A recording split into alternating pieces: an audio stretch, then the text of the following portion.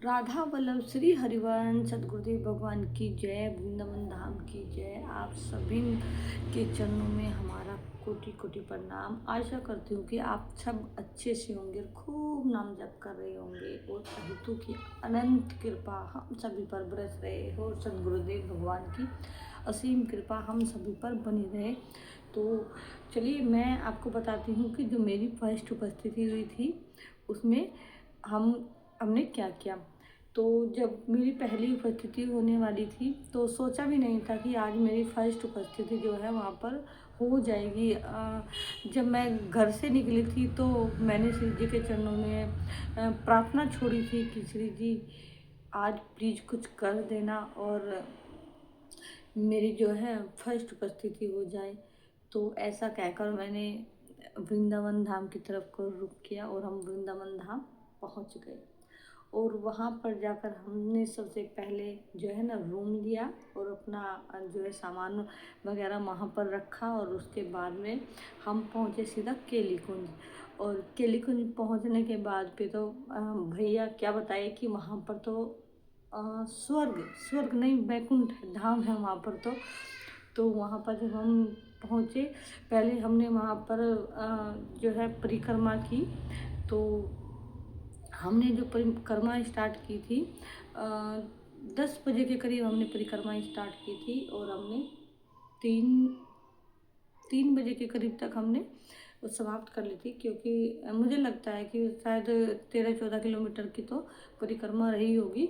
तो उसमें क्योंकि बच्चे भी हमारे साथ थे तो बच्चों ने भी खूब हंसते हुए और राधा कीर्तन करते हुए वहाँ पर परिक्रमा शुरू की और वहीं पर हमने परिक्रमा को पूर्ण किया। तो उसके बाद हम वहाँ पर जब बैठ गए तो फिर मन में बहुत घबराहट थी कि शायद उपस्थिति नहीं होगी। लेकिन मैंने जो प्रार्थना श्री जी के चरणों में छोड़ी थी तो नहीं, आज मेरी उपस्थिति पक्का होगी।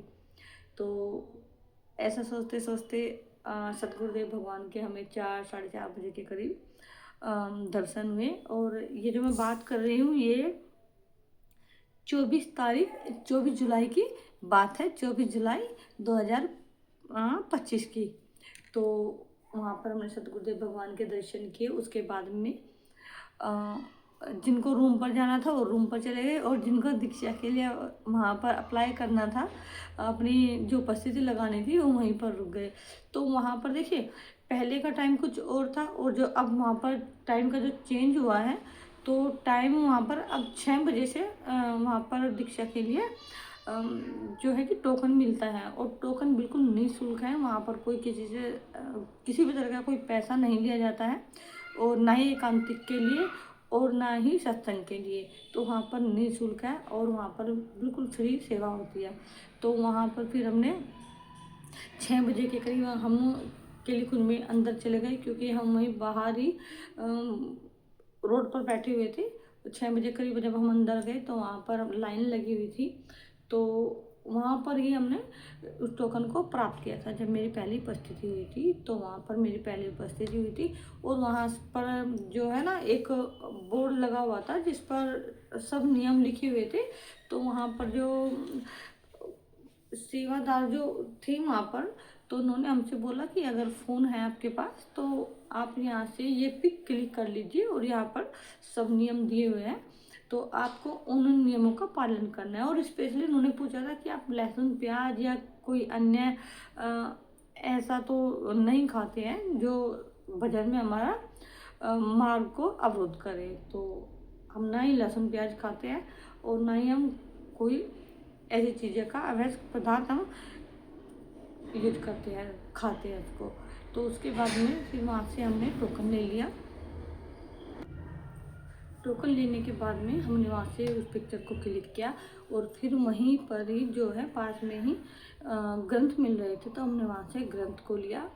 और फिर वहाँ पर जो है ना कि जो हमने ग्रंथ लिए थे वहीं से प्रसादी होकर आ रहे थे तो हमने वहीं पर अपने ग्रंथ को प्रसादी किया। वहाँ पर हमें ग्रंथ मिले जिसमें सीधी ही 84 थी और अष्टयाम सेवा थी और नित्य रसोपासना और सेवक वाणिज्य। तो इसमें हमारे 4 ग्रंथ थे और जिनके बारे में वहाँ पर उस बोर्ड पर लिखा हुआ था, जो हमने पिक्चर क्लिक की थी, कि हमें कितने कितने पद हमें पढ़ने हैं और लहसुन प्याज नहीं खाना है और झूठ नहीं बोलना है, और हमें राधा वल्लभ श्री हरिवंश जो है ना 11 माला डेली करनी है। तो यहाँ पर ये नियम लिखे हुए थे, और नियम वो लेने के बाद हम फिर वापस आ गए। तो हमारी जब सेकंड उपस्थिति हुई थी, तो मेरी सेकंड उपस्थिति जो है ना 12 अक्टूबर को मेरी सेकंड उपस्थिति हुई थी। यहाँ पर देखिए 12 अक्टूबर को मेरी सेकंड उपस्थिति हुई थी, और वहाँ पर जब हम सेकंड उपस्थिति के लिए पहुँचे तो उन्होंने हमसे पूछा कि आपकी जो दिनचर्या है वो कैसी है। तो दिनचर्या तो जो उसमें लिखा था वही फॉलो करते हैं, लेकिन सबसे बड़ी बात ये थी कि पद थोड़े बहुत ही याद हुए थे, ज़्यादा पद याद नहीं हो पाए थे। तो वहाँ पर उन्होंने जो सखिया थी, बड़ी ही प्यारी सखिया थी, और स्वभाव तो उनका इतना अच्छा था, इतना कोमल स्वभाव था कि उन्होंने मेरी बातें सुनकर ना ही उन्होंने मुझे डांटा और ना ही मुझे कुछ बोला। ओनली मेरे को उन्होंने पद याद करने के लिए बोला है। बाकी जो मेरी दिनचर्या थी वो ठीक थी।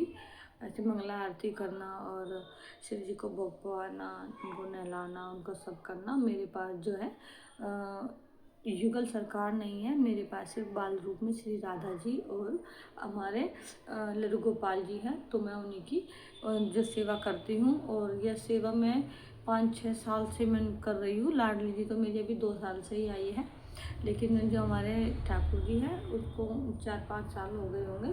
तो मैं उन्हीं की सेवा कर रही हूँ। तो तब उन्होंने मुझसे पूछा कि ठाकुर जी को सुलाते हैं, खिलाते हैं? मैंने कहा हाँ जी, हम सब सेवा करते हैं, और बस जो पद है वो पद मुझे याद नहीं हो रहे हैं अच्छे से। तो उन्होंने कहा कोई बात नहीं, आप धीरे धीरे एक एक पद याद डेली कर लीजिएगा, और आपको 2 महीने के बाद आना है।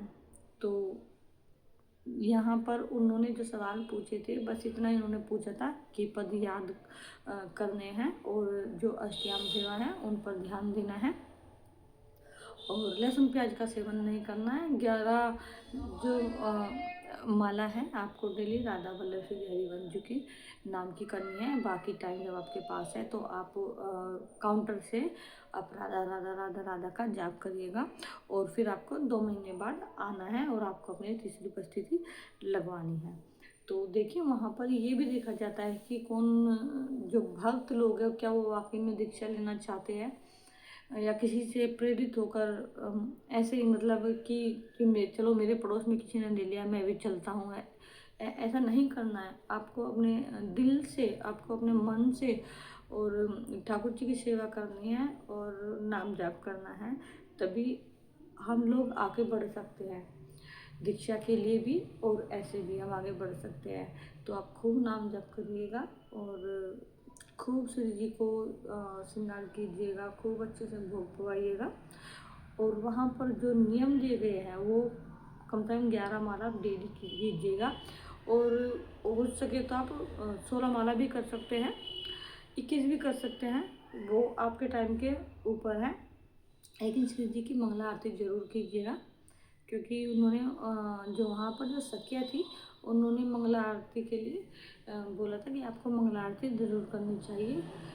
तो मैं अब कोशिश कर रही हूँ कि मैं पहले याद करूँ, और कोई भी जो छोटी मोटी त्रुटि होती है वो ना हो पाए। तो बस इतना ही वहाँ पर था, ऐसा कोई कुछ और नहीं था कि जैसे किसी ने बता दिया कि ये करना है वो करना है, नहीं। वहाँ पर जो नियम दिए गए आप उतना ही उनको फॉलो कर लीजिएगा। बाकी श्री जी खुद पर खुद आपको क्या ना आपका हाथ पकड़ लेगी, और श्री गुरुदेव की कृपा हुई तो गुरुदेव की कृपा से हमें श्री जी जरूर प्राप्त होगी। तो चलिए मिलते हैं नेक्स्ट ब्लॉग में, तब तक के लिए राधा वल्लभ श्री हरिवंश गुरुदेव भगवान की जय।